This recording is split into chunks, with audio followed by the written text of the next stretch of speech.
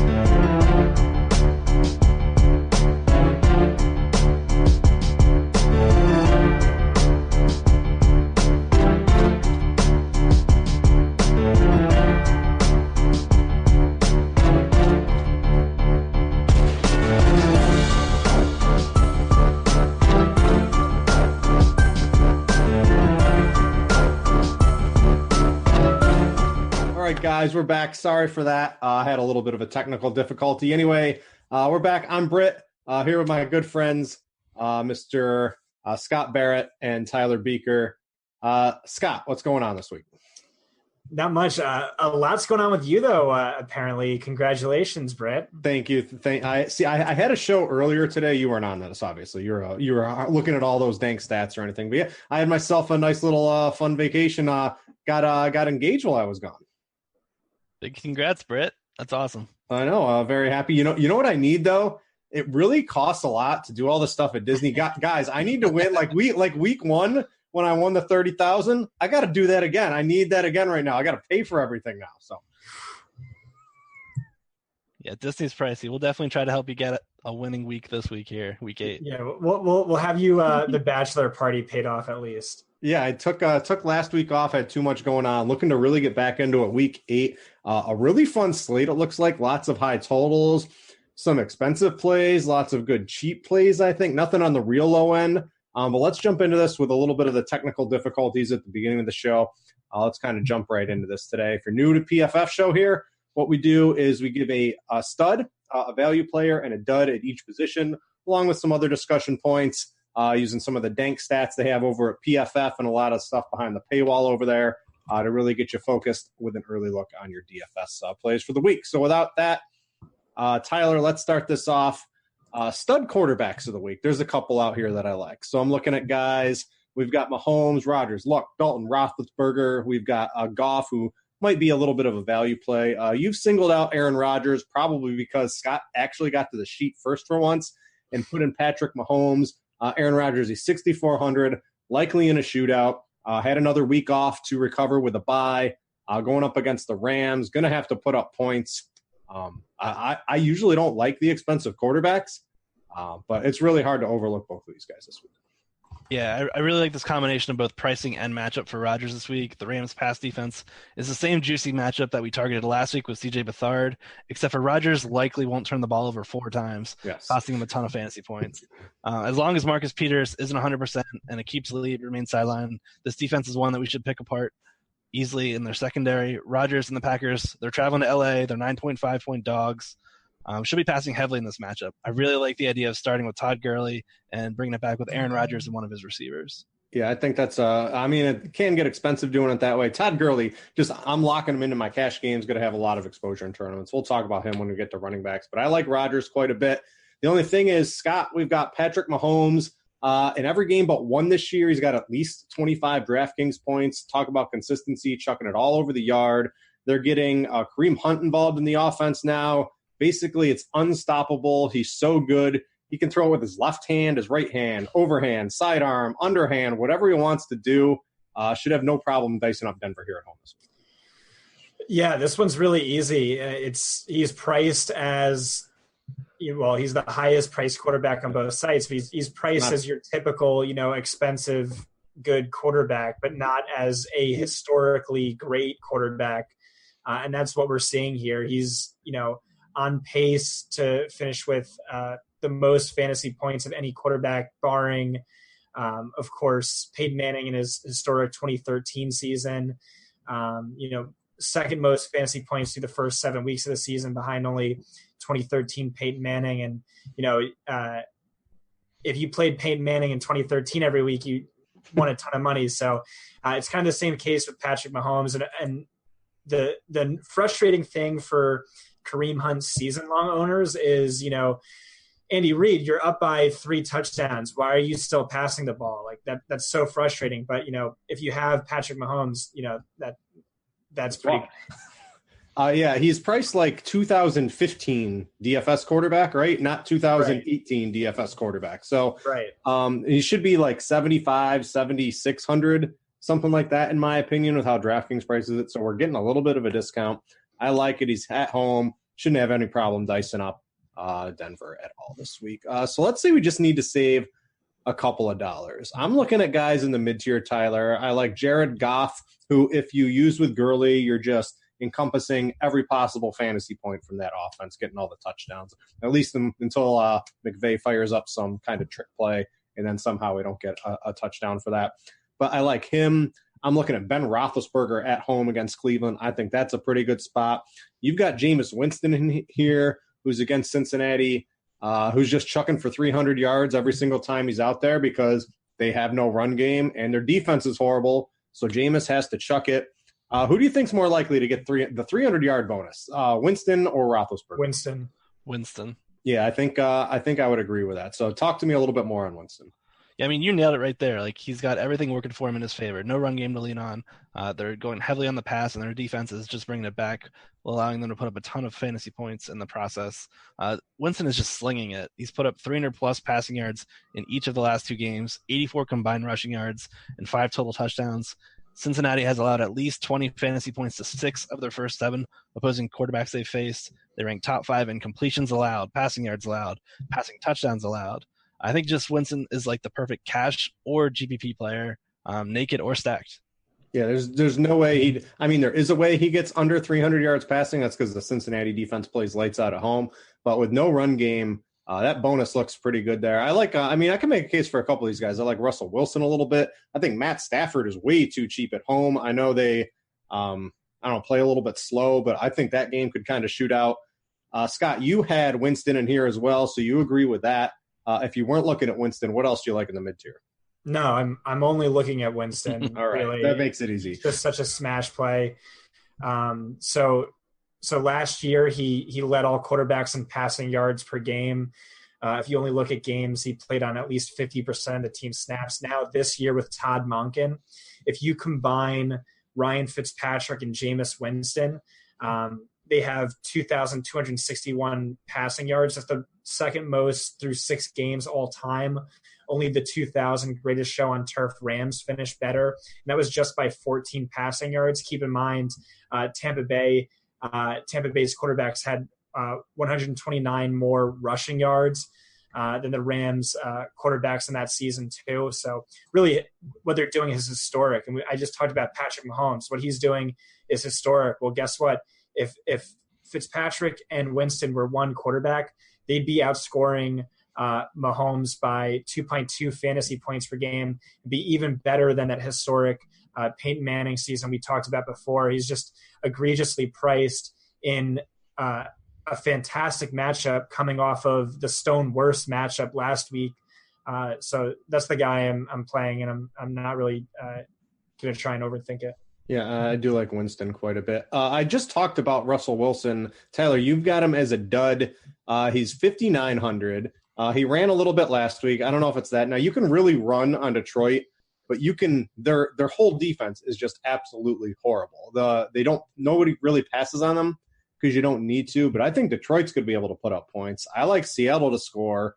They're coming off the bye. Doug Baldwin's a little bit healthier. Why don't you like Russell Wilson? Well, there's nothing more dangerous than saying out loud that you're publicly fading Russell Wilson. So he's probably going to go for 30-plus points. This is not as egregious as Michael Thomas earlier in the year. I'll give you that. Fair. Touche. The reason why that I'm not that interested in him is the Lions lead the league in adjusted sack rate. And when the pressure gets turned on for Russ, he kind of melts. His accuracy under pressure this year rivals that of Cam Newton. They're both bottom 5 in our accuracy rating, down at 25 of 28 qualifying quarterbacks. He's thrown for over 200 yards just once in his past 4 games, eclipsed 20 fantasy points just twice on the season. He just doesn't really have that weekly ceiling that we're used to seeing without him running as much. Maybe after this bye, he's gotten a little bit healthier. Maybe we see him run more. But until we see that, I'm not going to play him in any tournaments. Scott, you want to fade Mahomes Jr., Mitchell Trubisky. Let me make sure you're okay with this. These are the fantasy point totals for Mitch Trubisky over the past 3 weeks. 36, 31, and 46. He's won someone $1 million 2 of those 3 weeks, and you want to tell me not to use him this week. You're going to have to come with some good stats here. Yeah, so he actually ranks first among all players in fantasy points per game over the past 4 weeks. But he's also our worst graded quarterback over that stretch. And over the full season, he's our worst graded starting quarterback. He had a really soft spot in his schedule. He had a fluky 181 rushing yards on 17 attempts. And, he's 7-point favorites this week. I don't think Chicago is going to need to go super pass heavy, need to expose their mobile quarterback to unnecessary hits. And the Jets are quietly ranking 5th best in opposing passer rating. I'm not really buying into it. I don't have him as a QB1 this week. So he's a fade for me. Yeah, I felt like a donkey. I haven't really used him too much in DFS this year because he's not a very good quarterback. I think he has kind of luck boxed his way. But, what matters, Scott? Defense doesn't matter. Quarterbacks don't matter. Running backs don't matter. Like, nothing does anything matter? No, definitely not. Embrace nihilism and eat Arby's. All right. So that was some quarterbacks. So some pretty strong takes on the fades there from quarterbacks from these 2 guys. I'm going to let Scott, real quick, Scott, give me about a minute on your actual opportunity. I've got it pulled up here. Either something on the chart or a couple players you want to highlight on your big article here on PFF this week. Yeah. So What I did that's a little different this week is if you Fancy scroll, graphics. Yeah, if you scroll all the way to the bottom, you'll see I looked at the top positive and negative regression candidates in terms of expected fantasy points and expected touchdowns, and that's really just serves as a great buy low, sell high tool for people in redraft or dynasty leagues.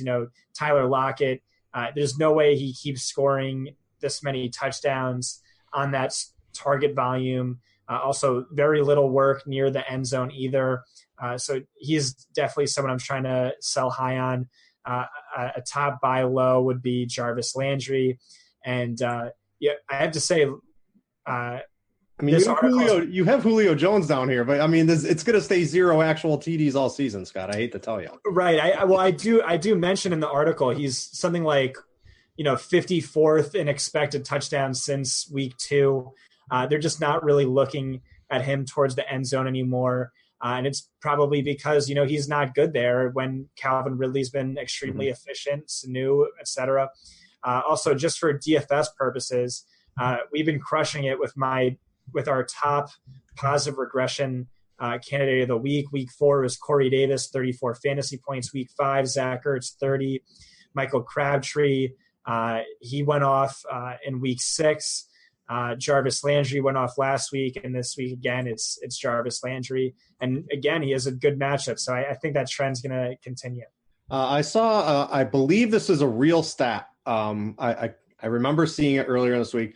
Julio Jones, his red zone this year, I believe he has -2 fantasy points in the red zone. Dead last of every single possible player in the NFL. That's perfect. Received it. I believe that's real. Don't quote me on it, though. I'm pretty sure that was a real stat and not a fake stat, but it's pretty believable. So some fun stuff from Scott. You can check out his article with an Edge subscription over at PFF. Let's get back into the running back segments here. Tyler, there are some really good running backs in play this week. We've got Todd Gurley, who I believe Scott's going to talk about here in a second. I like Kareem Hunt. There's some really good ones. You wanted to talk about James Conner at home against Cleveland. Cleveland, I believe they have a pretty tough run defense here. So what's going on with Conner? It's just the volume with Conner. He's averaging 21.5 touches per game. He has multiple touchdown upside in every game that they can play. In their first tilt with the Browns, Conner carried the ball 31 times, 135 yards, 2 touchdowns, and picked up 5 for 57 receiving. The Steelers are playing at home. They're 8-point favorites, and they have the third highest implied point total on the main slate, 29.5 points. I'm assuming 2 of those could be Conner touchdowns this week. He's locked in for a ton of volume. And when the Steelers play at home, they love to push the tempo. I wouldn't be shocked if we get a significant bump here in pace of play and more touches for Conner in this offense. Yeah, I love Conner this week too. Just he's outdoing what Le'Veon Bell was doing. Le'Veon Bell, you're looking bad. You're just losing yourself money every week, kind of proving to the league and to everybody out there that for the most part, running backs, they're one of the things that don't really matter. Pretty replaceable in the NFL. Scott, let's talk about Todd Gurley, who in week 6, he was $10,000. He had 39 fantasy points, and then he was $9,800, and then he scored 30 fantasy points. He has more touchdowns himself than I think 8 teams have at combined, like total. When they get down inside the red zone, it's the Todd Gurley zone. He's just eaten up all the touchdowns. I know he looks like a candidate for regression in some of your stuff, but your actual opportunity, I did see it down here somewhere. Even though he has 14 touchdowns, he was supposed to score 11.5, which is still absurd for a running back at this point in the season. He's just 9,800. I think DraftKings has broke this. He's more expensive on FanDuel. They juiced it up. I think he should be 10,500 to 11,000 on DraftKings. So not only is he 25 to 30 fantasy points, but I think he's one of the better values on the week right now. Right. So if you read the actual opportunity article, you'll see why I'm not pumping the brakes at all on Gurley, and actually I'm super excited. And he's another guy like Patrick Mahomes, where if he is the highest typical RB1 from either the past 2 years, he's probably overpriced. But he's another guy on a historic pace. He's on pace for 32 touchdowns, or the most by any player all time. He's on pace for 467.7 fantasy points, or the second most by any player at any position all time. Just one LaDainian Tomlinson season ranks above that, and LaDainian Tomlinson that season should have been 15,000 every single week, something crazy like that. So just by this data, by my data, Gurley's cheap. He's averaging 32.8 fantasy points per game across his last 10 games. He's dominating in terms of expected touchdowns, expected market share, and in expected fantasy points per game, expected touchdowns. And he's on the best offense in football, and he's arguably the most efficient running back over the past 2 seasons, and blah, blah, blah, blah, blah, blah. It's just, How horrible is Jeff Fisher as a coach? The worst. I mean, I wrote an article before Sean McVay was ever a head coach, and it was just looking at Jeff Fisher's history with running backs. And if you look at every running back season with at least 200 carries, and you sort in reverse order by yards per carry, 6 of the 10 worst yards per carry seasons ever were from a running back coached by Jeff Fisher. It's just he's the worst. Yeah, he's so bad. Unbelievable. I want to talk about your boy Kareem Hunt. We're finally getting the Kareem Hunt juices flowing, Scott. That's right. So I'll let you talk about him. I currently have these two. I have Gurley and Hunt. It's Wednesday night. A lot of stuff can change, but I've got these two penciled into my cash team right now. Yeah, so he's finally seeing targets, and more importantly, he's finally seeing some work inside the end zone. Over his last 4 games, 17 targets, 6 opportunities inside the 5-yard line. What does that mean? Well, it means he's averaging 18.2 expected fantasy points per game. That's 7th most among running backs. Keep in mind, he was one of the most efficient running backs in the league last year, this year, one of the most efficient offenses in the league this year and last year. So he's going to outscore that. He's going to be a guy who looks like he's due for some expected fantasy point regression, but probably not, just because the offense is so good and he's such an elite caliber of a player. And the matchup looks good as heavy favorites. The matchup looks good as against Denver, which has been a stab to opposing runners all season, and they are heavy favorites. Yeah, I love Kareem Hunt currently. So I want to talk with Tyler and Scott about the value, the mid-tier at a running back, because there's going to be a lot of different ways to make lineups this week. Because if for some reason you don't want to play Gurley or Kareem Hunt or James Conner or any of these other guys that are expensive, you can make a pretty strong lineup out of the mid-tier this week. So I'm looking at guys who've got Marlon Mack, Tariq Cohen. We've got Jalen Richard if you really want to get cheap. We've got Kerryon Johnson, Phillip Lindsay, possibly without Royce Freeman. We've got Raheem Mostert. There's so many good, reasonably priced value running backs. Tyler, do you think it's worth using Gurley, Hunt, and maybe even another one, or do you need to mix in 2 of these mid-tier guys? So I've been having a lot of success this year just going with 3 heavy hitters at running back. Yes. So this week, my first builds were Gurley, Kareem Hunt, and James Conner. I'm finding that's not very pretty when I go to the wide receiver position. Yeah, you do. You got to go 5,500 is probably your max on a receiver you can spend. Yeah. You're looking at the mid 3,000s for 2 of them. Then they're not pretty rosters, but these guys are the guys that you can bank on for touches and fantasy points. If you're looking at the mid-tier guys, I like Marlon Mack a bit. Who else did you mention? You had Mostert. Mack and Raheem Mostert are your kind of 2 guys here. Also, I wrote up 3 guys, but that didn't mean I wanted a monopoly on those 3. But the whole whichever ones you didn't take. The whole tier is really strong. Normally, it's the really expensive running backs are all I really consider, and I really limit my player pool. But guys like Mack, you like Tariq Cohen, you're a little worried about game script. You wrote a big thing in your actual opportunity about just how good Cohen is. There's so many good plays. Help me. I've penciled in Marlon Mack as kind of my guy. I think the Colts kind of boat race Oakland, even though they're on the road this week. So I really like Mack. What else are we looking at in this mid-tier? David Johnson. Yeah, it's a little too expensive. I like David Johnson should not be 6,700 with a regime change in my opinion. Phillip Lindsay with Royce Freeman probably out. They're all good plays. What you want to talk about Mostert here, Tyler? If Matt Breida's out, what's your take on this? Is hashtag, as Adam Levitan would say, hashtag team preseason. Heck yeah, preseason fantasy fanatics. They're going wild cheering for Mostert the last couple of weeks. And I think this could be his real coming out party here against the Cardinals. They're our bottom 5 graded run defense. They're allowing the most rushing yards, the most rushing touchdowns on the season. Breida was a DNP today on Wednesday, not practicing. Mostert's coming off the heels of back-to-back games with double-digit touches. He's carried the ball 146 rushing yards on 19 carries during that span. I think he could be an equivalent to what we saw Nick Chubb of last week at the same price. Yeah, 3,800. Definitely going to be keeping my eye on that Matt Breida injury news. A couple of duds. Tyler, I'll stick with you on this one. So Jalen Richard, I think, is going to pick up some ownership. But you're on the flip side. You don't want Doug Martin because I think you're in the same boat as me. You think that Oakland is just going to get run out of their own building.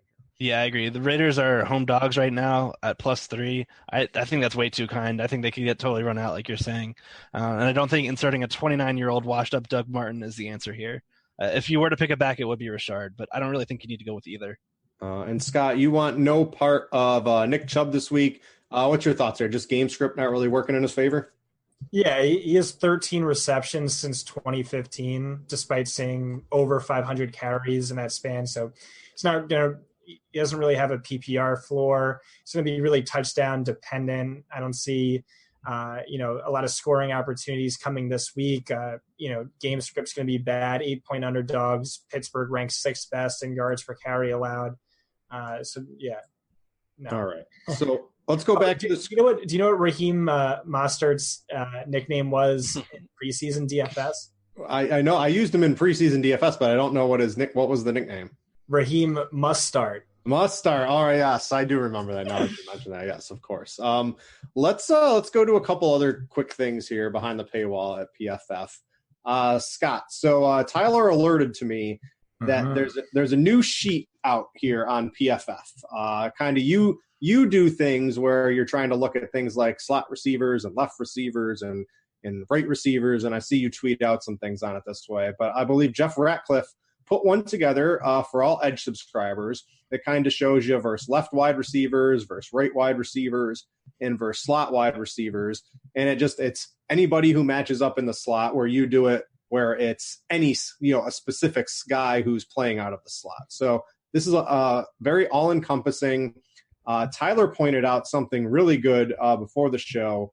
So you look at it like the Cincinnati is the offense. They're going up against Tampa Bay. And 2 slot wide receivers, they are allowing 38.1 fantasy points per game. By far, this is about 10 points more than second place, which would be the Jets. And you see the 3 pluses here, an extremely good matchup.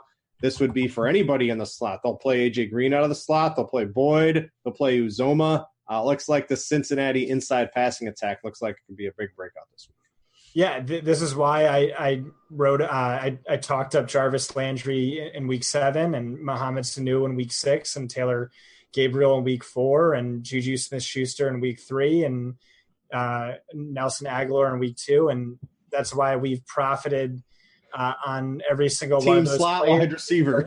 Yeah, against Tampa Bay. Just that's what they are. They're a slot funnel. Tight ends are scoring big against them as well. They've been decent to outside wide receivers, but that's also why you should be looking at Boyd this week.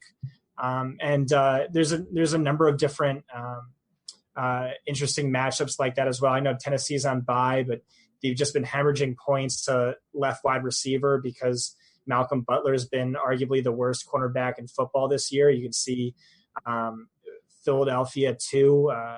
Jalen Mills side of the field, that's right wide receiver. They've given up the second most. Atlanta ranks lowly. They're on bye, but in fantasy points per game to slot wide receivers. But that's been a facet of the defense every year. Dan Quinn's been there. Running backs and slot wide receivers score big against them. It's kind of a function of their scheme. And the Jets are the second worst team to slot wide receivers this season as well. So that's another matchup to target. Yep. So a really fun thing they put here on PFF. Always it's always good to have an information leg up on your opponents when you're playing DFS. And this little chart, you don't really see this too much out there. So a nice addition from Pro Football Focus. I'll be checking it out this week. And I always wanted to talk about with Tyler. I know you don't write it, Tyler, but I think we can all agree Pat's article is one of the must-read things every week on PFF. You got anything good standing out to you from the article this week? I think it just kind of reaffirms our love here for Jameis Winston and for Patrick Mahomes. These are the two games that Pat focuses here that are up in pace. Not only are these guys scoring a ton of fantasy points, one of the main reasons of why they're doing it is because they're having so many plays to do it, having so many opportunities to. So I think like these good games that we need to target this week, I'm going to have a lot of Buccaneers, a lot of Bengals, and I'm going to have a lot of Chiefs, mainly because of how many opportunities they're going to have. Yeah, I love this article. I haven't had a chance. I've been very, very busy this week catching up from my vacation with basketball and football, so I haven't had a chance to read Pat's article yet. But I like seeing the teams I already wanted to target in the Buccaneers and the Bengals and the Chiefs game up at the top of the article. So I'll definitely be trying to get a lot of those guys into my lineups. Being a parent can be really challenging. Child and Family Resource Network focuses on connecting pregnant parents and those with kids under the age of 5 with free support services to help them on their parenting journey. Everyone deserves someone they can turn to for help with parenting. Visit childandfamilyresourcenetwork.org today. Let's move it along. Let's get to wide receivers here. Tyler, I'll keep it with you here. And this is going right back to Pat's article. Leading off Pat's article was the Buccaneers at Bengals, looking at a high pace. You want A.J. Green. They move A.J. Green all over the field now. He'll get some slot play. We just saw that with the new matchup chart here. You got to like it. The thing is, everybody's going to be paying up for the expensive running backs this week. You can take your pick of just about any high-priced wide receiver, and their ownership is probably going to be a little bit lower than it should be. Yeah, I agree. The studs are definitely going to be at a much discounted ownership percentage this week. But one of the guys I want to focus on is A.J. Green, just because I really want to attack this middle of the Buccaneers defense. Per the wide receiver points allowed chart that we just referenced, Tampa Bay is allowing the most fantasy points to opposing slot wide receivers, and that's by a massive margin. Green has been used all over the formation this season, running 30+% of his routes from the left, right, and slot. And those slot routes are going to be infinitely more valuable this week against M.J. Stewart, Tampa's slot cornerback. Stewart has allowed 29 of 34 targets to be caught against him for 330 yards and 5 touchdowns. He's allowing the 4th highest QB rating among qualifying corners. I'm going with A.J. Green in tournaments here.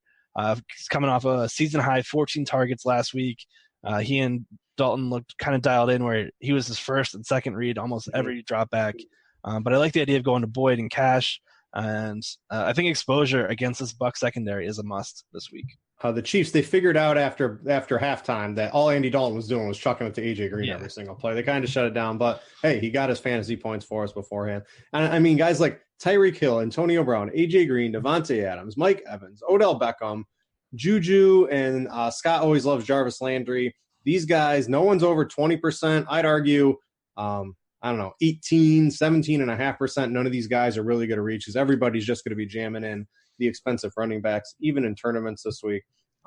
Take a pick of your litter. I think it's pretty hard to go wrong with any of the expensive wide receivers. Scott, you specifically, you've singled out Devontae Adams as somebody you want to talk about. So what do you see here? It looks like Cobb. It looks like Allison are coming back. That doesn't seem to be slowing you down. Yeah, no, not in the slightest. So he is dominating in terms of expected fantasy points, especially over the last month of the season, and also in actual fantasy points. And what's most interesting about this is he's arguably had the toughest, actually not even arguably, he's had the toughest cornerback schedule of any wide receiver. In his last game, it was a little softer, but through his first 4 games, it was absolutely brutal. In week 1, he ran 54% of his routes against Prince Amukamara, one of our highest graded cornerbacks. Week 2, 88% against Xavier Rhodes. Week 3, 53% against Quentin Dunbar, one of our highest rated cornerbacks. Week 4, 77% against Tre'Davious White, easily one of our best cornerbacks. And then the week after that, 83% of his routes against Darius Slay. So just factor in all of that. And remember, Aaron Rodgers, too, historically is a guy who shies away from wide receivers and tough cornerback matchups. You'll notice he'll never target a wide receiver covered by Richard Sherman ever. So just factoring that in, And I think Devontae Adams is an easy top 3 fantasy wide receiver moving forward. And you have to like him this week in a much softer matchup where Marcus Peters is banged up and they don't have Aqib Talib. So, I definitely like him this week. Yeah, I would imagine too. He's probably so. I think Brown, Tyreek Hill, because people are going to be using Mahomes. Everyone's going to play Antonio Brown. AJ Green's going to draw some ownership. So out of those 3, he's going to be behind him. He's currently tied with Evans, Odell Beckham Jr., kind of in the top tier of ownership. Might fall actually behind some of those guys, I think, this week. So he might be out of the 6 or 7 highest priced wide receivers, he might be the 5th or 6th highest owned player overall in that group here. He should be number 1. Yeah, so if you like him, you can get a pretty big edge, in my opinion. Tyler, I'm hoping this is right because I'm on Team Win now in one of my dynasty leagues, and Jordy Nelson, he's gonna lead me to the championship with Amari Cooper out here. Looks like you're on board with it. They've got to throw to somebody. They should be down. If Derek Carr isn't crying after he gets sacked like he was last week, looks like Jordy Nelson might be in store for a big week. I'm on board with us. Yeah, I'm a bit nervous because it might be bad chalk because it's the Raiders, but they're going to be throwing in this one. They're 3-point home dogs. Nelson already was the wide receiver target leader prior to Amari Cooper leaving. Jordy's another receiver that's moved all over the formation, 30+% at each wide receiver position.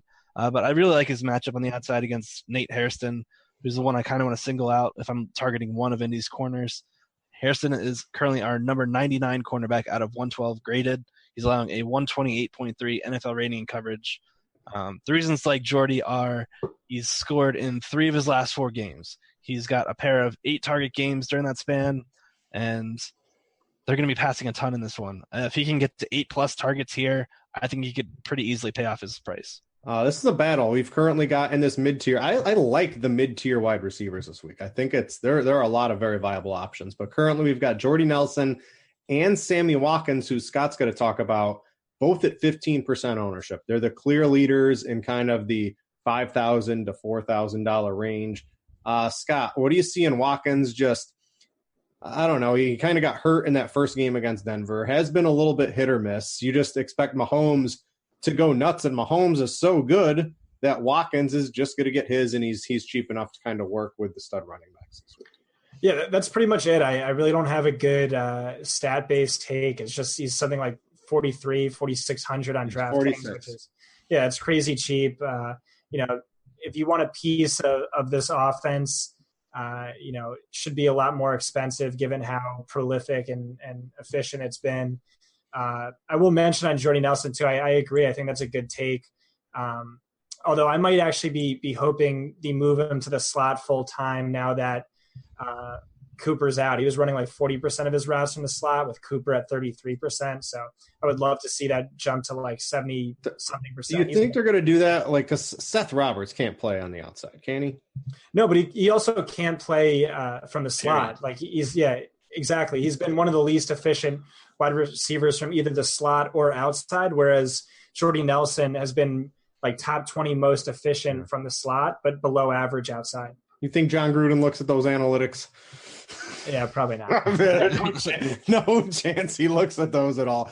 So I want to talk real quick. I think we're going to have a minute or two here. So I want to list off a couple other guys in the mid-tier that I like. Anyone have thoughts on Doug Baldwin coming off the bye? I know, Tyler, you didn't like Russell Wilson, and I know you can run on Detroit, but they're still just as bad against the pass. People just really haven't had to pass against them. He's 5,500. Do you like that? Yeah, I'm always a big fan of Baldwin. I don't think you need to play Russ to get to Baldwin. It's just the targets I'm worried about. He had 8 last week, but I think it was before the bye, but he only had 1 on the one game before that, and that was when he ran like 80-90% of the snaps. So I'm struggling with Baldwin, to be honest. Scott, any of the other Green Bay wide receivers? Cobb is 4,900. That looks pretty good. He did have the one good game. I think it was to start the year. Has kind of disappeared since then. Do you have any interest there? Listen, I already told you I'm going all in on Adams, and now you're going to make me regret it. All right. How about Crabtree?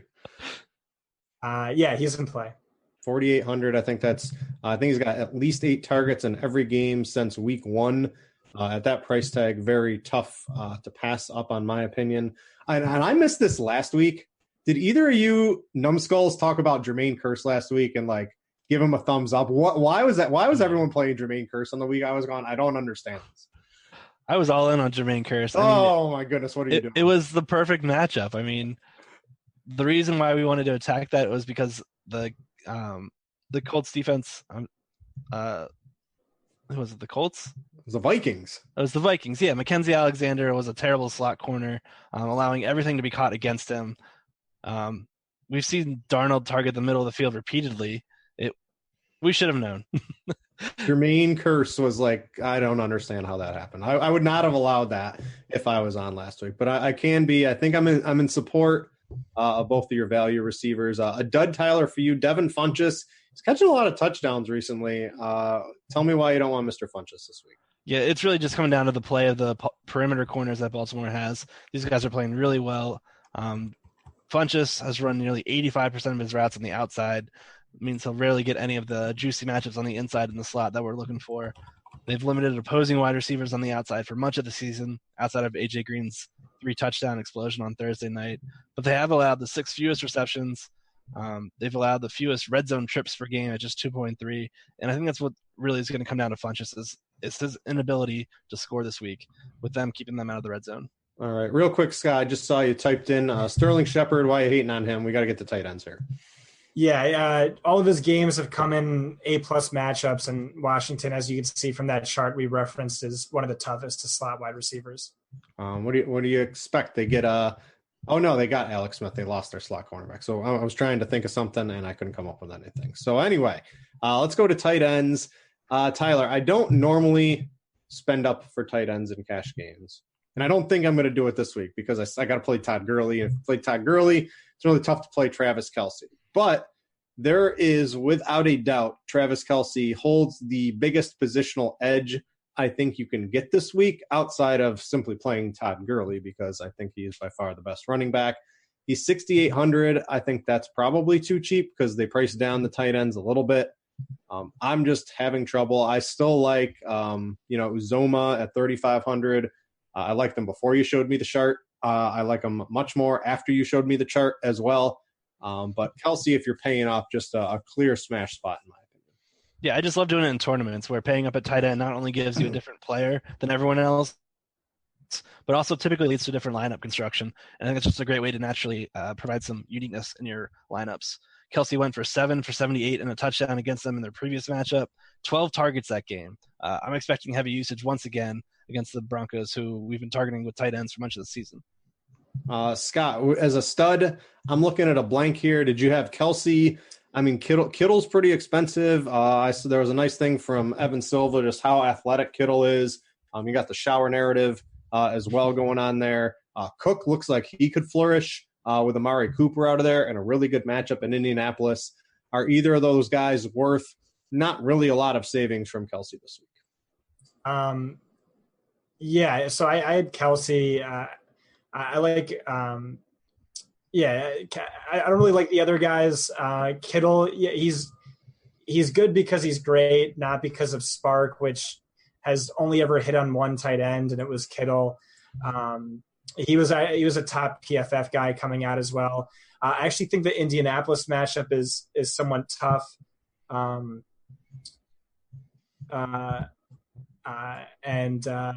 probably just looking for salary savers this week at the position. Yeah, what do you got? So you got Greg Olsen here as a value play. What's up with Mr. Greg Olsen? Well, he's just seen really good volume. He's played on every snap but one since coming back from injury.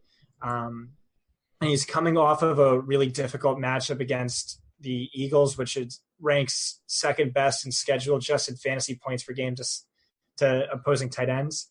But the Ravens are actually somewhat of a tight end funnel. We've seen 29% of their passing yards go to tight ends. That ranks most in the league. So I like him this week. Also, really tough matchup for Christian McCaffrey as well. So Tyler, value tight ends, couple guys I'm looking at. I like CJ Uzama. I think he's in play. You're going to talk about him. I'm debating going to Vance McDonald a little bit at 3,700. I think O.J. Howard is looking pretty good at 3,900. This is kind of the tier I'm living in instead of paying up for Travis Kelce. I just can't afford Kelce, at least on my cash teams and tournaments like you. I'll be mixing him in, probably specifically with my Patrick Mahomes stacks. But out of this mid-tier, what's kind of your favorite play? Actually, not even a mid-tier, the low tier for value plays. I like all three of those guys that you mentioned, Uzoma, McDonald, and O.J. Howard. But if it were to come down to one, I don't think there's a better bang for your buck at tight end than Uzoma. He's flourished since taking over for the Bengals. Looks like he'll still get that role with Tyler Kroft still being held out of practices. He's seen 9 targets over the past 2 games, which, I mean, that's not great, but considering the matchup here against the Buccaneers, who've allowed their top 5 in most receptions allowed, top 5 in most receiving yards, top 5 in touchdowns allowed. There's just so many reasons to target Uzoma. They've allowed at least 15 DraftKings points to the position in all but one matchup this year, and his $3K price tag just allows for a ton of flexibility in a week here where we really need it. Yeah, and Scott, you had Kyle Rudolph as your dud. Now, he's not on the main slate, but I do play a lot of the Thursday slate. I couldn't believe he was 3,600. And I mean, Adam Thielen is he's vacuuming up all the targets. Kirk Cousins isn't really looking for Kyle Rudolph as much as he was getting involved last year.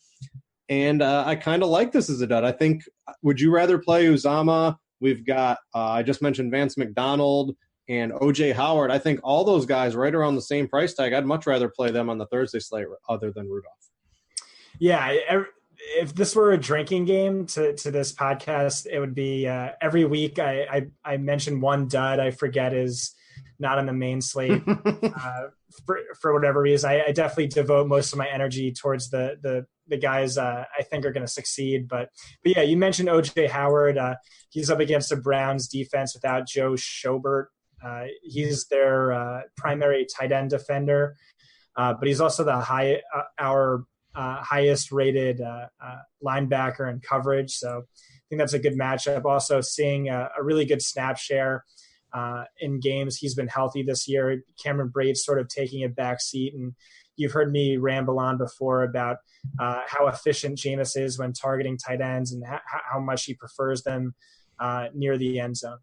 And you don't want to, not only did you not like Mitchell Trubisky, who won $1 million for somebody last week, you want to diss the tight end as well that won somebody $1 million.